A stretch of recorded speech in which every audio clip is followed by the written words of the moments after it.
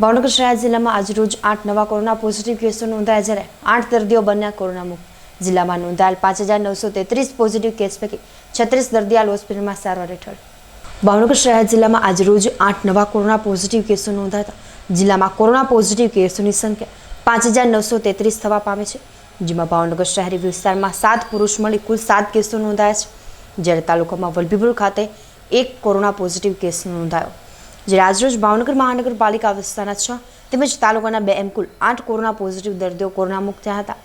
આમ જિલ્લામાં નોંધાયેલ 5933 પોઝિટિવ કેસ પૈકી 36 દર્દીઓ હાલ હોસ્પિટલમાં સારવાર હેઠળ છે, જ્યારે અત્યાર સુધીમાં 5821 દર્દીઓ સાજા થતાં તેમને હોસ્પિટલમાંથી ડિસ્ચાર્જ કરવામાં આવ્યા છે।